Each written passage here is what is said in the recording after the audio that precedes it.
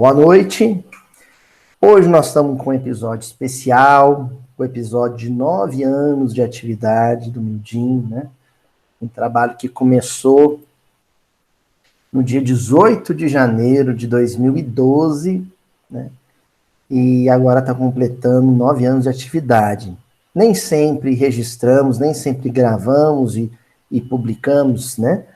Abrimos as nossas reuniões para todos os amigos de várias cidades, estados e até países.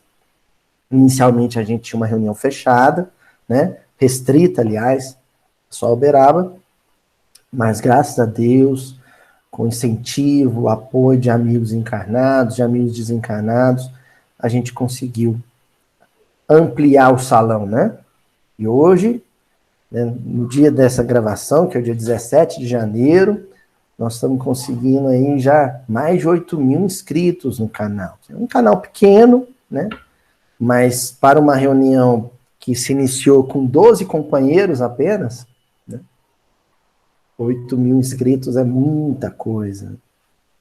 E nós vamos hoje não só comemorar 9 anos de atividade desse grupo de estudo minucioso do Evangelho, à luz da doutrina espírita, mas também, e sobretudo, a gente vai atender uma demanda muito específica, né? O estudo de hoje, o tema de hoje, o versículo que nós vamos analisar e que eu já vou apresentar para vocês, tem uma historinha por detrás dele, né? Nos bastidores, antes da gente começar a gravação, eu comentava com o pessoal aqui de Uberaba, né? Que é o seguinte: uns amigos lá na região dos lagos, no Rio de Janeiro, né? Rio das Ostras, Cabo Frio, me fizeram um convite muito generoso para participar de um bate-papo, uma entrevista, né? Com eles num canal chamado Café com o Evangelho. Trabalho brilhante, assim, extraordinário de difusão do estudo do Evangelho à luz da doutrina espírita. E o tema que foi proposto foi desespero. Esse era o tema, assim, impactou na hora que eles apresentaram o tema, inclusive o nome de uma mensagem do Emmanuel, né, em que ele comenta Mateus, capítulo 5, versículo 4, né, bem-aventurados os aflitos, porque eles receberão a consolação, né, ou eles serão consolados. E o programa foi muito forte, muito proveitoso, né, e havia o chat, né, o programa era ao vivo, então havia o chat, as pessoas faziam perguntas e comentários, e muitas pessoas comentando que perderam familiares, outros companheiros comentando que sofriam por saudade de familiares que já desencarnaram. E, de certa forma, o que aconteceu é que esse debate, essa discussão sobre o desespero, foi seguindo muito essa linha do sofrimento daquele que perde uma pessoa amada, né? Muitas reflexões, muitas considerações foram feitas durante o programa, e eu considero que ali houve uma espécie de laboratório, né? Foi um tubo de ensaio para esse trabalho que eu vou apresentar hoje, né? Fora isso, uma demanda grande no inbox da nossa fanpage, comentários no YouTube, pessoas pedindo que fossem comentados temas relativos ao luto, à perda de entes queridos, já que hoje, né, no dia de hoje, já ultrapassamos 200.000 desencarnações por conta de uma pandemia muito severa, né? Uma pandemia pegou todo mundo de surpresa, né? Muitos corações enlutados, né? Em função disso. E outros tantos corações, e a Djalma sabe do que eu estou falando, né? Que em função da pandemia, em função da circunstância, né? Se veem limitados no acesso, por exemplo, aos funerais, né? Aos ritos fúnebres de despedida afetuosa dos entes queridos. Outros tantos estão tendo dificuldade de acesso ao serviço de saúde também em função disso. Enfim, não só quem foi acometido pela infecção do Covid-19, mas todo o entorno sofre com isso. E quem é um pouco mais sensível sofre, por exemplo, com uma situação extrema como a vivida pela capital do estado do Amazonas, né? A cidade de Manaus. Então, todos nós sofremos uma espécie de luto coletivo. E aí o que nós vamos fazer é comentar Mateus capítulo 5, versículo 4, né? Um dos versos do Sermão da Montanha, mais especificamente no trecho conhecido como as bem-aventuranças, né? Ou a beatitude. Então nós vamos comentar especificamente esse verso de hoje, né? Esse versículo de Mateus. De certa forma, a gente também cumpre uma promessa, né? Que é aquela de retornar em versículos que não foram gravados. Esse versículo nós já estudamos no Mildinho, mas ele nunca foi gravado, porque nós só começamos nossas gravações a partir do capítulo 9, né? Então o capítulo 5 não foi contemplado. Já fiz aqui ou ali alguma palestra sobre o Sermão da Montanha, mas eu acho que essa chegou num ponto ideal. Tá ok? Vamos lá? Bem, acho que a primeira coisa a ser discutida e refletida, quando a gente vai analisar um versículo das bem-aventuranças, né, do Sermão da Montanha, essa primeira expressão, essa primeira palavra, essa primeira frase que aparece de forma recorrente em todos os versos das bem-aventuranças, que é o bem-aventurados, né? Isso é algo, e a primeira coisa que a gente precisa afirmar, que é comum na poesia hebraica, o estilo poético, né, hebraico, é a repetição de um mesmo bordão, vamos chamar assim, no mesmo refrão. Bem-aventurados, bem-aventurados, bem-aventurados, aquilo vai repetindo. Então, isso é um poema, viu, gente? O Sermão da Montanha é um discurso, uma palestra, que Jesus possivelmente fez várias vezes, porque ela aparece em Lucas, aparece em Mateus. Então, quer dizer que houve um registro dessa fala, né? Não um registro literal, né? Uma anotação em loco, ao vivo, possivelmente não, mas justamente porque Jesus a fez muitas vezes, os discípulos que acompanhavam todas as pregações de Jesus registraram essas pregações, né? E aí essa palestra era aberta com um poema, um salmo, que é a bem-aventurança, né? E um dos versos desse poema é: bem-aventurados os aflitos, porque serão consolados. Só que tem um porém. Esse verso, ele aparece em Mateus, sobretudo em Mateus, também há uma versão em Lucas, mas a versão mais completa do Sermão da Montanha está em Mateus, né? Isso, inclusive, é comentado no livro Boa Nova, né? Que existe um capítulo, Sermão do Monte, em que o protagonista do capítulo é justamente Mateus. O Humberto de Campos narra como Mateus se sentiu inspirado a assimilar esse sermão, né? E aí ele escreveu em grego. Os evangelhos todos foram escritos em grego. Uma pequena polêmica ali sobre Mateus ter sido talvez escrito em hebraico, mas isso é praticamente posto por terra. O mais certo é que mesmo Mateus tem escrito em grego e escreveu bem em grego, porque ele era funcionário da Receita Romana, né? E o grego era a língua culta da época, né? Um funcionário da Receita Romana dominaria o latim, que era a língua do colonizador, mas também o grego, que era a língua da matemática, né? Era a língua das ciências da época, né? Então ele escreve em grego. E em grego, a palavra em grego, que foi traduzida, né, nas Bíblias de língua portuguesa como bem-aventurados, é makarioi. Makarioi, vem de makarios. Makarioi é felizes ou bem-aventurados. É a mesma coisa. A tradução está correta, tá? Se você pega um texto grego e tá lá e começa ele com makarioi, a tradução é essa mesmo. Bem-aventurados, né? Para ficar mais bonito, né? Uma linguagem menos vulgar, né? Ficar alguma coisa mais elegante. Bem-aventurados, felizes. É isso mesmo. Não tem problema nenhum. O problema só começa com o conceito de felicidade. O que a gente entende por felicidade e o que Jesus está apresentando como felicidade, ou melhor, o que o Evangelho, o texto escrito, está apresentando como felicidade.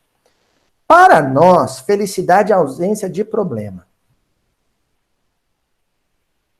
Se os negócios vão bem, se o emprego é seguro, se a saúde é perfeita, se todo mundo na família sorri e concorda com o que eu digo, eu sou feliz. Se meu time ganhou, se meu candidato foi eleito, eu estou feliz. Esse é como a gente entende felicidade. Não tem problema, sou feliz. Nada me contraria, sou feliz. Nada me desgosta, nada me deixa decepcionado, nada me frustra, sou feliz. Como a gente entende felicidade? Bom, no começo do uso do termo na Grécia Antiga, é quase isso também que significa. Os gregos utilizavam makarioi para se referir aos deuses do Olimpo, né? Acho até que eu já comentei isso alguma vez aqui no Mindinho. Então, os deuses do Olimpo não adoeciam, não tinham medo da morte. Né? Eram eternos, né? Comiam o manjar, né? O manjar dos deuses, né? Bebiam néctar, né? Que era um vinho capitoso, perfeito, né? A vida lá era maravilhosa, eles eram bem-aventurados. Depois, um tempo depois, mais ou menos no século V a.C., as pessoas, os eupátridas, né, os bem-nascidos, os cidadãos proprietários de terras e escravos na Grécia Antiga, que viviam muito bem, que comiam muito bem, passaram a ser chamados também de makarioi, de bem-aventurados. Os mais pobres, esse pessoal vive que nem Deus, né? Bem-aventurados, né? Os felizes, eram esses. Mas existe um uso menos remoto, mais contemporâneo, mais próximo ali do nascimento de Jesus, que se refere à ilha de Chipre, no Mediterrâneo, que é uma daquelas ilhas ali do Mediterrâneo Oriental, né? Porque essa ilha era muito próspera, na antiguidade sobretudo, muito próspera. Então eles produziam trigo suficiente para se alimentar e para exportar, produziam vinho, azeite suficiente para se consumir, para exportar. Eram exímios navegadores, construíam grandes embarcações. A ilha não sofria com intempéries de ventos e intempéries climáticas, a ilha era um paraíso. Então, se dizia que Chipre era uma ilha bem-aventurada, porque ela não carecia de nenhuma outra ilha, não carecia do continente. Ela era totalmente autossuficiente. Se o mundo inteiro resolvesse isolar Chipre, os cipriotas continuariam confortáveis. Eles não precisavam de ninguém para ter prosperidade e conforto. E é aí, nesse ponto, que a gente começa a entender por que o evangelista, o primeiro anotador, o rascunhador deste texto, e igualmente os copiadores e adensadores da obra nos 3 séculos seguintes, utilizaram a palavra makarioi, botaram a palavra makarioi na boca de Jesus. Não foi um erro, não foi um engano. Não foi. Foi inspiração. Ali nos 3 primeiros séculos da era cristã, todos os copiadores e anotadores e adensadores do texto evangélico eram inspirados. Foram escolhidos a dedo, porque o que Mateus, o que Levi fez foi um material bruto, que foi sendo lapidado por 3 séculos. A felicidade que eles apresentam ali é a felicidade análoga à felicidade do Chipre, da ilha de Chipre. Porém, numa perspectiva espiritual. O que quer dizer isso? Para o Chipre, se tivesse terremoto no mundo, não afetava o Chipre. Se tivesse uma peste, não afetava o Chipre. Se tivesse fome, não afetava o Chipre. Eles se bastavam. E aí o evangelho está falando de uma felicidade insular, no sentido em que Nada ao redor ou nada fora perturba. Só o que vem de dentro. Se tivesse um terremoto no Chipre, Chipre não seria feliz. Se houvesse uma praga na ilha, eles não teriam uma lavoura farta. Então o problema é o que acontecesse dentro, não fora. Felicidade, na perspectiva do Evangelho, é aquele bem, é aquele conforto, é aquela paz, é aquela ventura, aquela alegria interior que é completamente neutra, blindada em relação ao que acontece ao redor. O mundo pode estar desabando, pode estar tendo guerra, pode estar tendo fome, terremoto, praga de gafanhoto, pandemia de, Covid-19, mas você continua a ser feliz. Você continua otimista, alegre, entusiasmado, animado, apesar de tudo que aconteça ao redor. Eu perdi meu emprego e continuo otimista, animado. Eu perdi um familiar e permaneço entusiasmado com a vida. Isso é felicidade. Quem sorrir apesar da dor é feliz. Quem sorri porque não tem dor não é feliz. O grande feito, a grande circunstância, não é aquela em que o sorriso existe porque não há motivo para chorar. É quando o sorriso acontece havendo todos os motivos para chorar. Entenderam? Essa é a felicidade que Jesus vem apresentar para a gente. Que a felicidade não é deste mundo. Não. A felicidade é uma coisa celestial que pode ser vivida nesse mundo. Também não é alguma coisa que só será vivida em outro mundo, não. O coração que é feliz é aquele que vive na terra a alegria do céu. O contentamento do céu.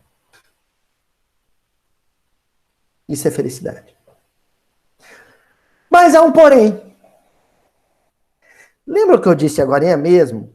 Que os evangelistas, por mais inspirados que tenham sido e foram, a usar a palavra makarioi, eles a colocaram na boca de Jesus, é porque Jesus não a disse.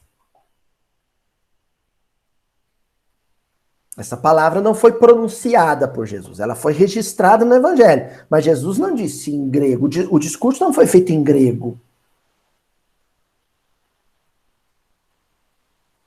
Como é que foi feito esse discurso?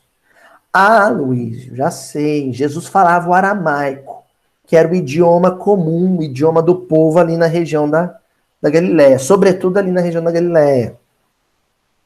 Ou talvez ele tenha feito o discurso em hebraico, que era o idioma litúrgico, o idioma religioso. E como foi um salmo, né? Uma oração, um poema religioso, Jesus tenha falado em hebraico. Então ele disse felicidade, disse bem-aventurados, mas em hebraico aramaico. Errado. Sim, Jesus falou em hebraico e aramaico. De fato, não foi em grego que ele falou.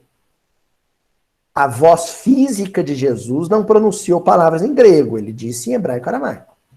Que tudo indica sim. Mas a palavra em hebraico e aramaico que ele utilizou não significa felicidade, não significa bem-aventurados. Ele não disse felizes, ele não disse bem-aventurados. Em hebraico e aramaico ele disse asrei.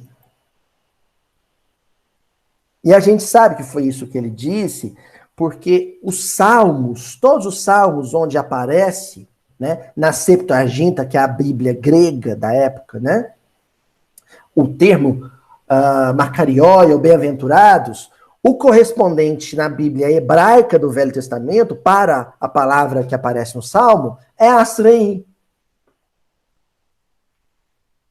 E Jesus reproduz ali a estrutura de um salmo. Então ele disse Asrei. Essa palavra, gente, ela vem de um radical que é Assur, ou Ashur, né? Vai depender um pouco da pronúncia do hebraico. Ashur ou Assur é pé. Asher ou Asser é pé no chão, é o passo, é a pisada. Asrei é o caminhar, mas no imperativo. Caminhe, avance. A melhor tradução é o avante. Avante. No imperativo, hein? Avance, né? O avante é um aportuguesamento, né, para o avance latino, que o C tem som de t, né? Então, avante, depois virou com a letra T, né? É uma pronúncia latina, romana, para o avance, né? Avante. Era uma ordem militar, era uma ordem dada em campo militar. A palavra em hebraico é asrei, avante. Ela fica sendo repetida o sermão todo. Avante, avante, avante. Ah, Luiz, então eles mudaram a palavra? Não. Por exemplo, alguns estudiosos respeitáveis, geniais, como o professor Severino Celestino, por exemplo, espírita, professor de federal, né? Um teólogo brilhante, né? Eles trabalham com a ideia de que talvez forçar a barra, que devia ter mantido o avante em grego, né? Seria outra palavra. Eu ouso, me permito, mesmo sabendo que, por exemplo, o Severino é um gênio e que eu sou um jeca tatu aqui de Uberaba, né? Mas eu me permito pensar que o que acontece ali é uma complementariedade semântica. São sentidos diferentes, mas que se complementam e que, quando se unem, se enriquecem. E eu vou explicar isso agora para vocês. Esse avante, avance, né? Caminhe, né? Quando a gente olha dentro do verso, ele faz todo sentido. É uma ordem para quem sofre. E é, de certa forma, um conceito de felicidade para o hebreu da época. Porque, olha só, o pior sofrimento para um hebreu da época, a situação que traria maior infelicidade para um hebreu da época seria a escravidão. Isso eu já disse para vocês em muitas situações. Lembra de eu falar disso? A escravidão para eles seria a pior coisa. Estavam presos no Egito, infelizes. Moisés pega esse povo e qual que é a ordem que ele dá para o povo? Vão dar no pé. Avante. Vão caminhar. E ganham o deserto Sinai, passam 40 anos avançando, caminhando, peregrinando. Onde é que eles estavam felizes? No Egito, acorrentados pela escravidão, ou no deserto, livres e avançando? No deserto, avançando. Eram felizes, eram bem-aventurados no deserto, avançando. Abraão está lá na Mesopotâmia, né? Numa condição servil, ele e o clã dele. Deus aparece para Abraão e dá uma ordem. Avante. Pé na estrada, Abraão. Ele ganha o deserto, a promessa, né? Da terra prometida, da Canaã, e aí eles são felizes. Ali avançando. É um povo nômade, é um povo peregrino. Então, quando eles estão avançando, quando eles estão caminhando, quando eles estão se libertando do cativeiro, estão felizes. Cativeiro na Babilônia, mesma coisa. Após o cisma, né? Estão presos lá na Babilônia, estão infelizes. Aí vem Ciro, o grande, liberta todo mundo. voltam para a terra prometida, avante, avançam pelo deserto em direção a Jerusalém, em direção à Palestina. Estão felizes. Então, a questão da peregrinação, do caminhar, do avançar, do avante, é alguma coisa recorrente na história do povo hebreu.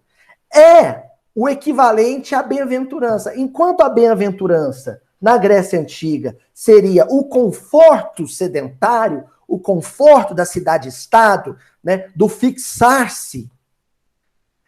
Na tradição hebraica, é justamente o movimento. É bem-aventurança. Mas em qualquer uma das situações, é também essa autossuficiência que o primeiro conceito traz. Né? Eu não depender de ninguém para ser feliz. Eu ser feliz porque eu me basto. Entendeu? Então se completam. O makarioi grego, bem-aventurados, e o asrei, avante, em hebraico, eles se completam. A felicidade é quando eu não submeto o meu humor às condições sociais, familiares, econômicas, né, físicas. E quando, em qualquer situação, por pior que seja, eu estou sempre avançando numa perspectiva espiritual. Sempre progredindo, sempre crescendo, sempre superando etapas. Nunca me escravizando, me algemando, me prendendo a nada. Vamos ver uma situação do ciúme, por exemplo. Meu cônjuge me traiu. Fiquei triste, mal, acabado, destruído, arrasado. Primeiro, por que eu não sou feliz? Porque eu condiciono a minha felicidade a uma outra pessoa. Se ele não corresponde, se ele não atende a expectativa, a minha felicidade fica abalada, porque ela está atrelada a ele, está atrelada a ela. Segundo, né? Igual a Blitz, você não soube me amar, né? Me abandona, me faz sofrer. Se eu ficar ali, com o pé enterrado naquele sentimento de pesar, eu vou ficar escravo daquilo, escravo daquela tristeza, escravo daquela angústia. Vou sofrer, sofrer, sofrer, sofrer. Infeliz, infeliz, infeliz. Qual que é a ordem imperativa de Jesus para mim? Asley, avante, avança, segue, caminha.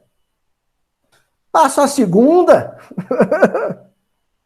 né? A terceira, a quarta, embala e vai. Continua vivendo. Entendeu? Até aqui tá claro? Agora a coisa vai começar a ficar mais específica. Por quê? Porque Jesus fala bem-aventurados ou avante. Em seguida, em grego, a palavra em grego que está no texto grego é pentontes. Pentontes.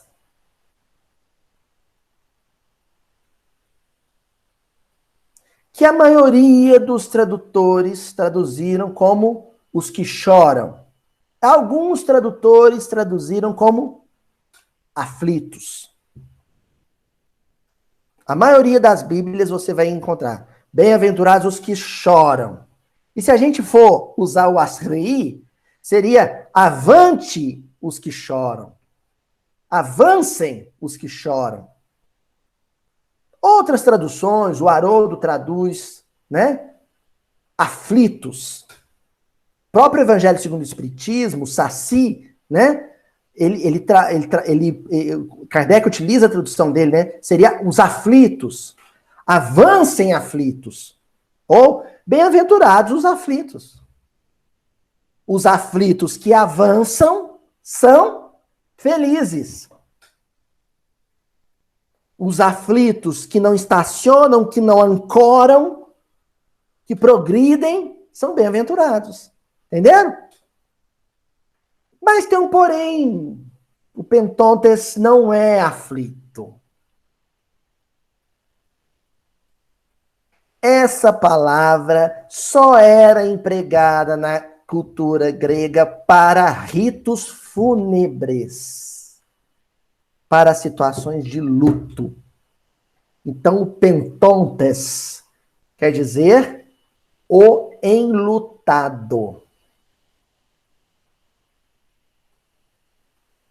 Entendeu? Isso em grego koiné, né?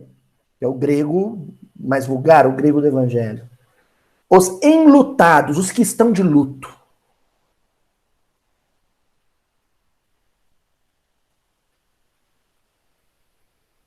Luiz, você tem certeza? Absoluta. Porque em hebraico, todas as vezes, na Septuaginta, na Bíblia grega, todas as vezes que a palavra pentontes aparecia, o correspondente dela na Bíblia hebraico era o mitablim. Hamitablim, o enlutado. O que perdeu alguém que ama, o que chora a morte de um amado. Entendeu?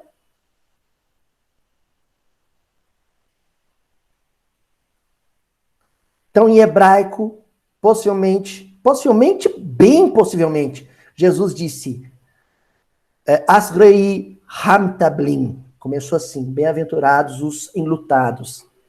Bem-aventurados os que pranteiam o ser amado, que perdeu, né? Que desencarnou, que faleceu. Asrei Hamtablim.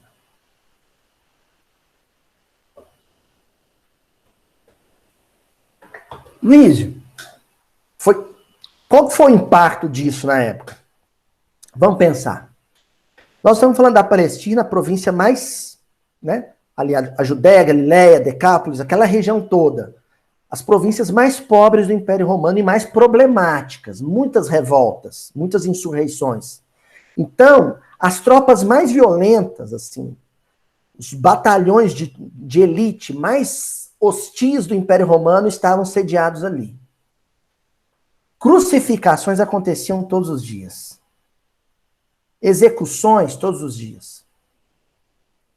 Então, morria muita gente em função da truculência, do autoritarismo, do poderio romano, que era um estado beligerante, né? um estado guerreiro, um estado das armas. Né?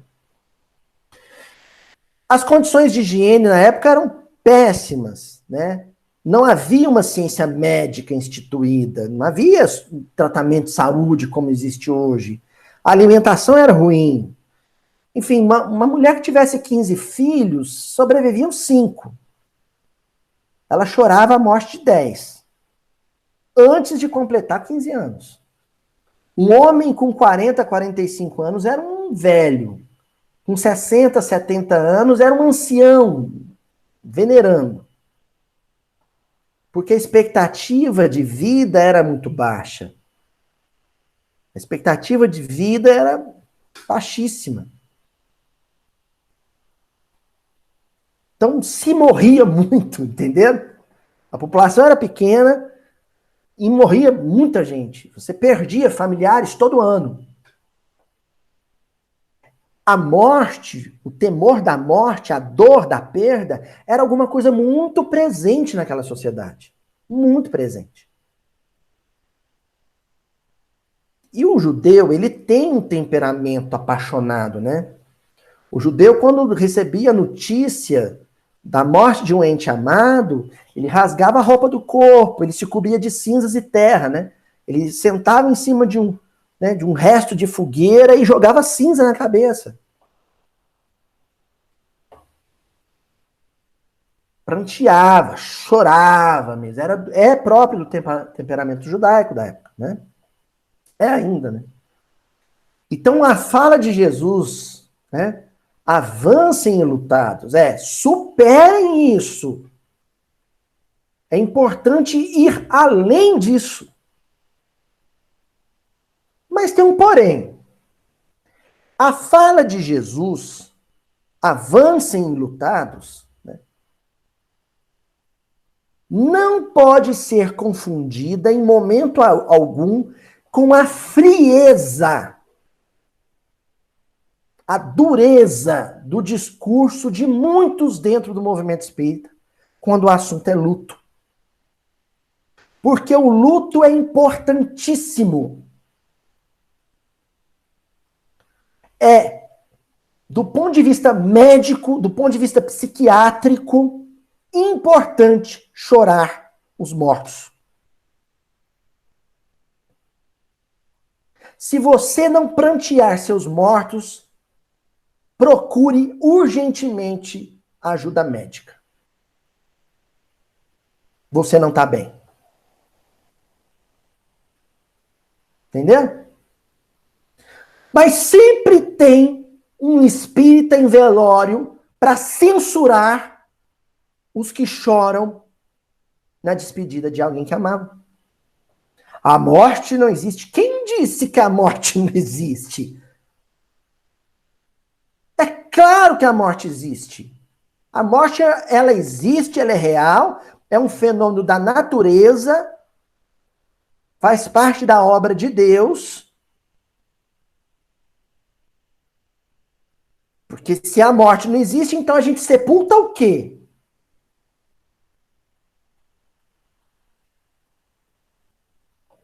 O corpo falece, perece, a máquina para, adoece e para. E o espírito progride. O espírito sobrevive ao fenômeno da morte, mas ela é real. O que é a morte no entendimento do espírita cristão? É o fim de uma associação psicomagnética entre o ser inteligente e um aparelho físico, uma engrenagem física, uma máquina física, que nós chamamos de corpo humano. O desenlace. Isso implica muitas coisas. Isso faz quem fica chorar, se despedir. O toque, o abraço, é algo a que você estará impossibilitado por um tempo que você não sabe quanto vai durar. Por que não chorar por isso? Você chora.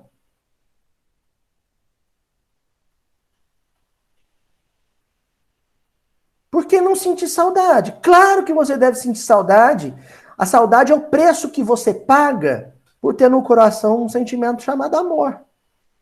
É uma dádiva, né? Você tem que pagar um preço. Um bem dessa proporção no coração, um sentimento tão nobre, um sentimento de ouro, você tem que pagar a cota, o seu tributo por isso. O tributo é a saudade. Que na ausência do abraço de carne, você tem uma fotografia, você tem uma música que te lembra, você tem uma peça de vestuário que você quis guardar, e é um direito seu guardar, e não há nada de errado nisso, em guardar. Para sentir o cheiro do outro, abraçar. Aí chora, chora, chora, reza, limpa a lágrima e ouve aqui no pé do ouvido. Avante. Levanta e vai continuar amando os que ficaram. Um se foi, mas tem muitos ao seu redor que merecem o mesmo sentimento. Entenderam?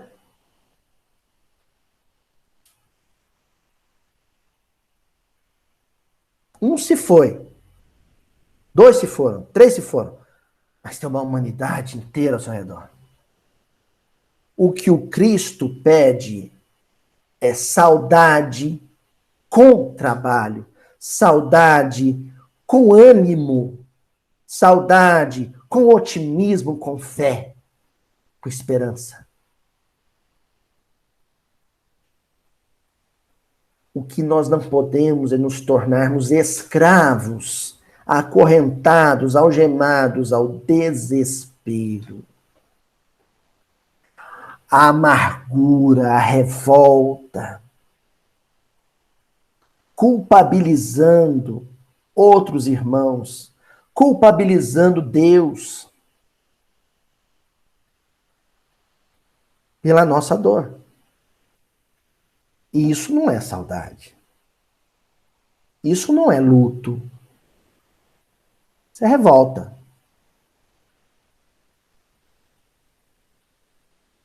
Enquanto você ficar enterrado nesse terreno da revolta, da raiva, do ódio, você vai ser infeliz. E fazer outros infelizes. E fazer aquele que se foi infeliz.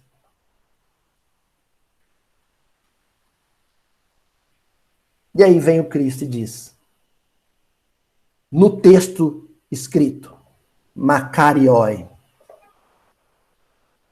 no texto falado, Asrei, seja feliz, meu filho, avance, prossiga, persevera, caminha, peregrina.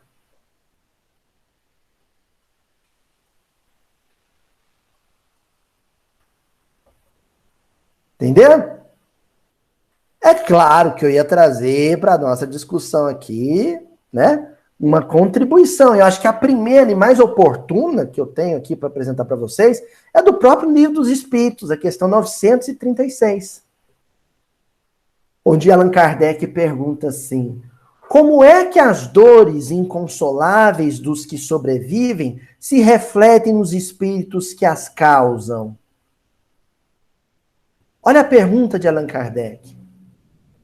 Invertendo um pouco o discurso dele, né? Ele está perguntando assim: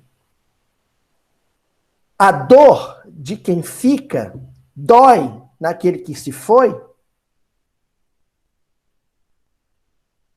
E a resposta dos espíritos é a seguinte: o espírito é sensível à lembrança e às saudades dos que lhe eram caros na terra. Uma dor incessante e desarrazoada o toca penosamente, porque nessa dor excessiva ele vê falta de fé no futuro e de confiança em Deus.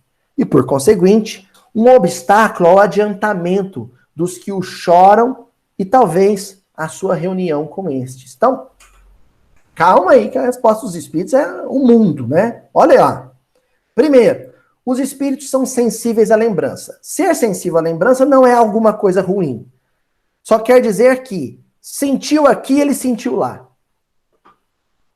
Porque existe um fio, um HDMI, plugado no coração de quem está encarnado e no coração de quem está desencarnado. Sentiu aqui, doeu lá.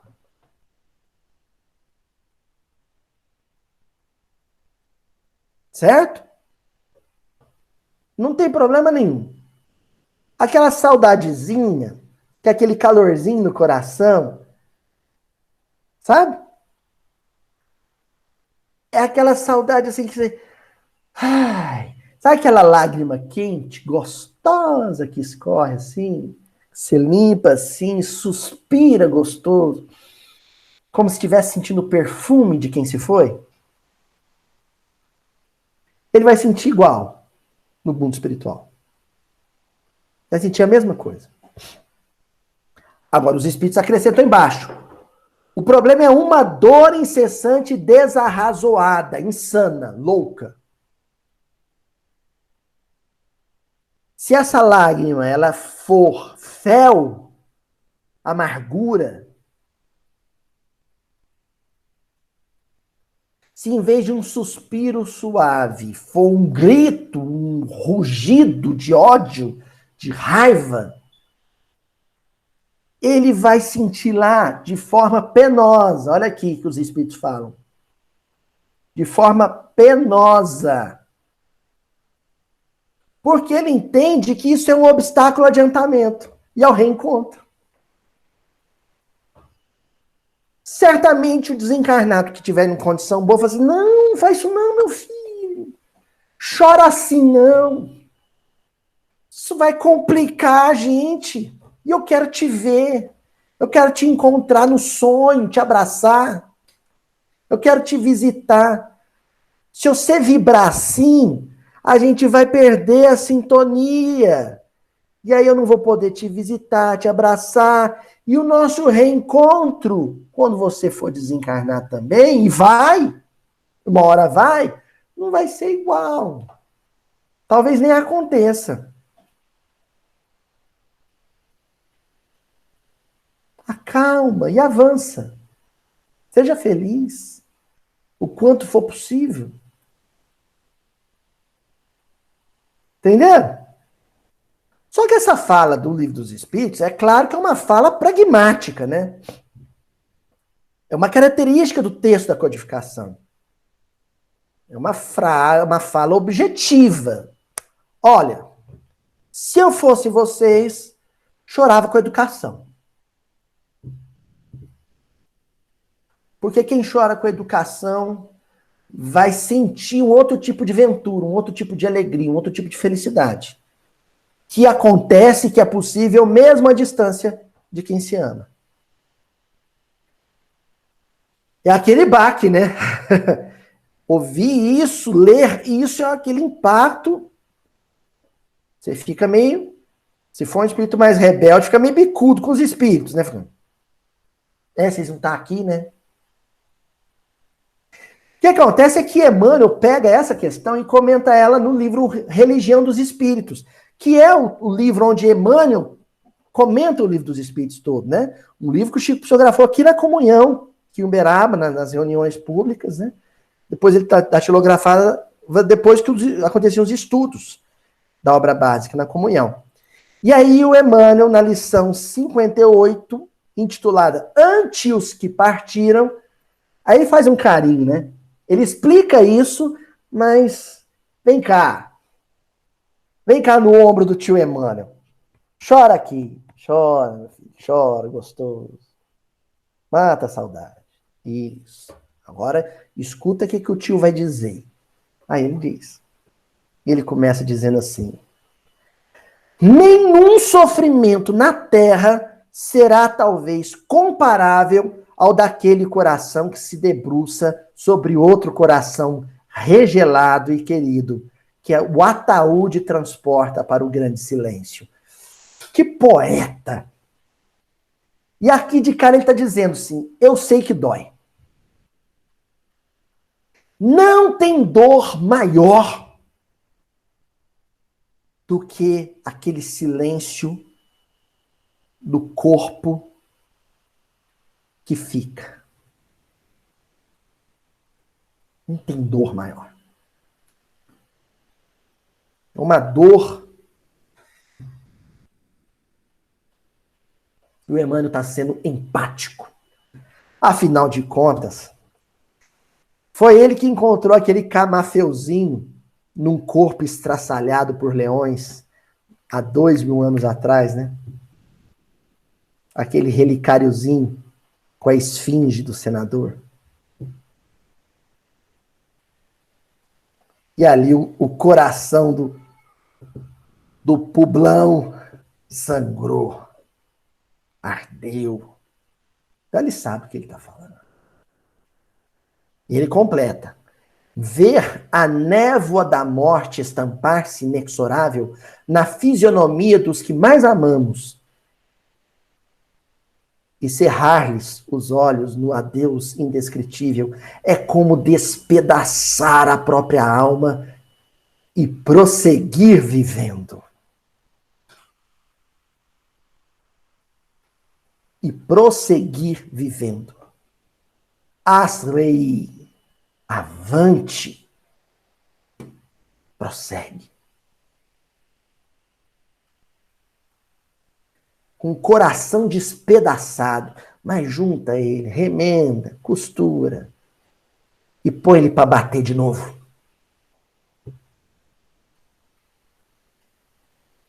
Por quê? Porque é o sangue circulando na veia que faz o calor do nosso abraço e tem gente precisando dele aqui encarnado. Tem gente precisando de um colo quente ainda.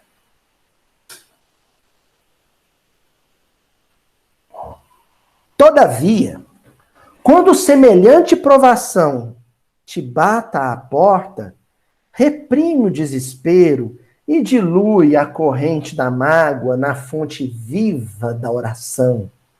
Porque os chamados mortos são apenas ausentes e as gotas de teu pranto lhes fustigam a alma como chuva de fel.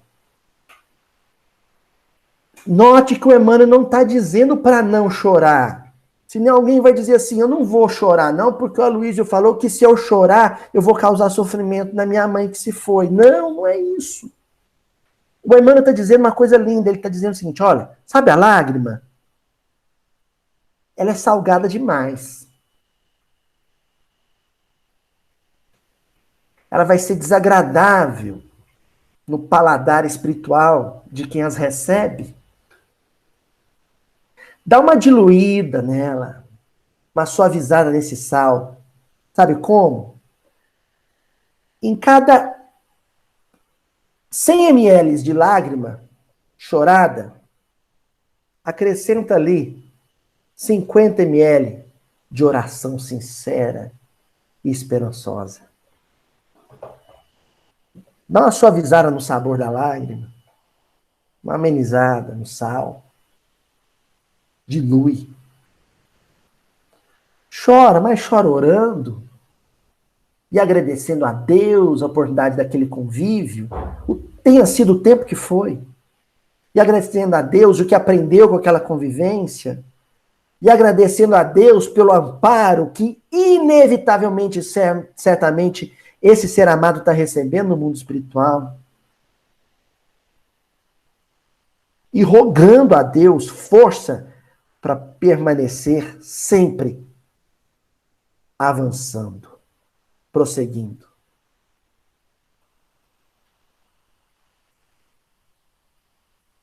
E encerra, Emmanuel, essa mensagem. Tranquiliza desse modo os companheiros que mandam além, suportando corajosamente a despedida temporária. E honra-lhes a memória, abraçando com nobreza os deveres que te legaram. Recorda que em futuro mais próximo que imaginas, respirarás entre eles, comungando-lhes as necessidades e os problemas, porquanto terminarás também a própria viagem no mar das provas redentoras.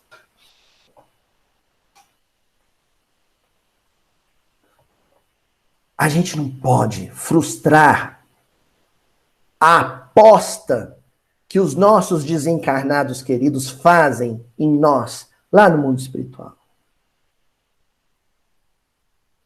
Tenho certeza, cada um que me escuta agora, aqui no Meet ou no canal, que esse ser amado que se despediu de você, quando ele chegou no plano espiritual, seu avalista de reencarnação, né, o seu anjo da guarda, meio preocupado, falou, ih, o fulano, hein? O Aloysio, hein? A gente encontrou com ele lá meio dando trabalho.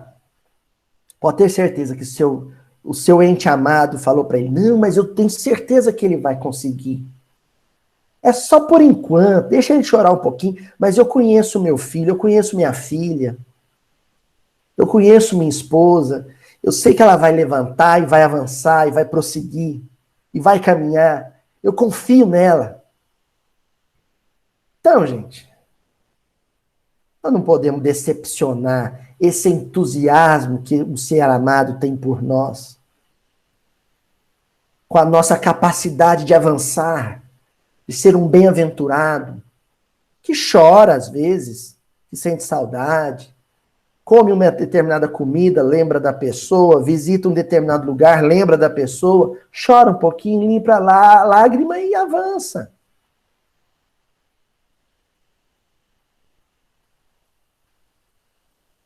Ah, o Natal, meu parente gostava tanto do Natal, aí o Natal eu choro um pouquinho, lembro dele na hora da prece, e vou celebrar o Natal com quem ficou. E feliz, bem-aventurado. Certo? Por quê? Ah, porque está no versículo que nós encerramos agora. A última palavra, parakletesontai, que vem de Paráclito, o Consolador. Kletos quer dizer convocado, chamado, para aquele que está junto. Então, o Consolador, o Paráclito, é aquele que foi convocado, chamado por Deus para ficar junto. De quem? Dos aflitos.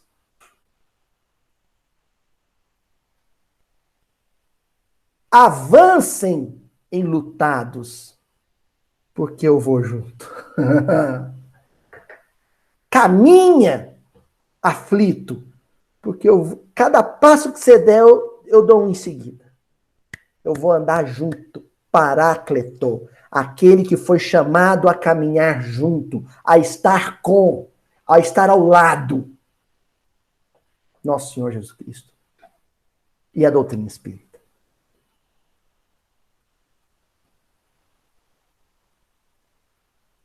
O Consolador de Deus, governador espiritual do orbe, e o Consolador que ele prometeu, a doutrina espírita.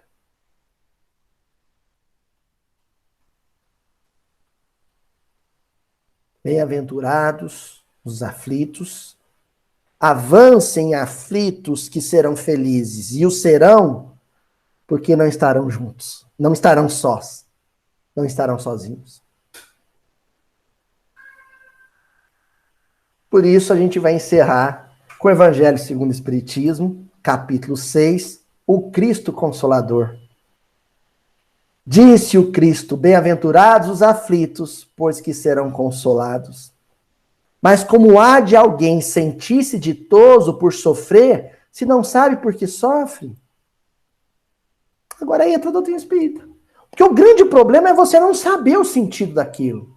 Quando não há sentido nesse processo, o desespero chega.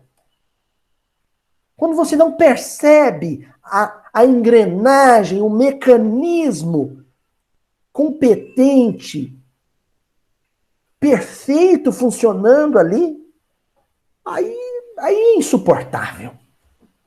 Aí você desaba. O Espiritismo mostra a causa dos sofrimentos nas existências anteriores e na destinação da Terra, onde o homem expia o seu passado. Mostra o objetivo dos sofrimentos, apontando-os como crises salutares que produzem a cura e como meio de depuração que garante a felicidade nas existências futuras. Se um oncologista não chega para você e te dá uma aula sobre quimioterapia explicando por que você vai ter que ter coceira no corpo, vomitar, cair o cabelinho, você não vê sentido naquele sofrimento. Porque a quimioterapia, às vezes, é mais sofrido que o próprio câncer. O tratamento, a terapia, é mais doída que a própria doença. Mas porque foi explicado, porque você foi elucidado, porque você compreendeu o sentido daquilo, a razão daquela dor, você se submete ao tratamento. E vence. Não vence, dona Cíntia? E vence.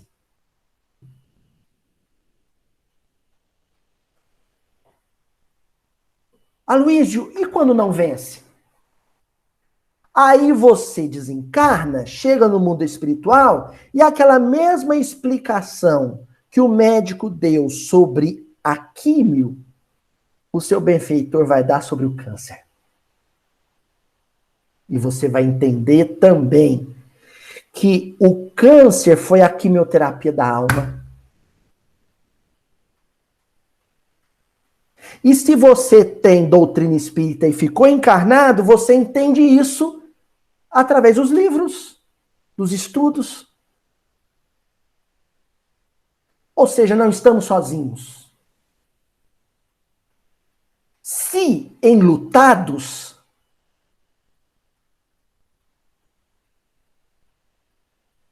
Avancemos, porque o Paráclito, o Consolador, vai estar do meu lado, segurando a minha mão. Ave Cristo. Feliz aniversário, meu dia.